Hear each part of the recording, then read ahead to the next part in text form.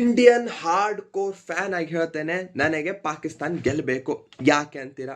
ಪಾಕಿಸ್ತಾನ್ ಗೆಲ್ಲಿಲ್ಲ ಅಂದ್ರೆ ನ್ಯೂಜಿಲೆಂಡ್ ಬರುತ್ತೆ ಸೆಮೀಸ್ಗೆ, ನಮಗೆ ಅವ್ರು ಸಿಗೋದು ಫೈನಲ್ ಅಲ್ಲೇ ಗೆದ್ರೆ. But any day I would prefer Pakistan cricket team in front of Indian cricket team. ಯಾಕಂದ್ರೆ ಪಾಕಿಸ್ತಾನದವರು ಅರ್ಧ ತಮ್ಮ ಮ್ಯಾಚ್ ಅನ್ನ ಸೋತೆ ಬಿಡ್ತಾರೆ ಇಂಡಿಯಾ ಅಂತ ತಿಳ್ಕೊಳ್ಳೆ ಮುಂದೆ ಒಪೋನೆಂಟು.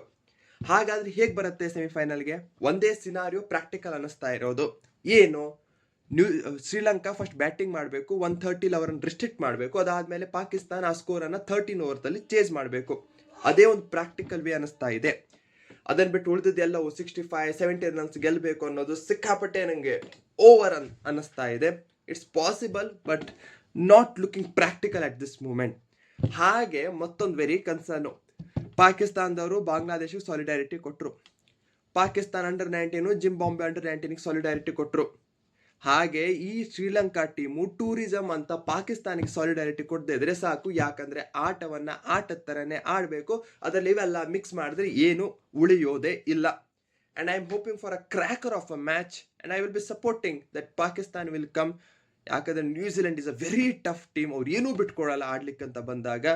They will utilise their maximum. So let's see what happens.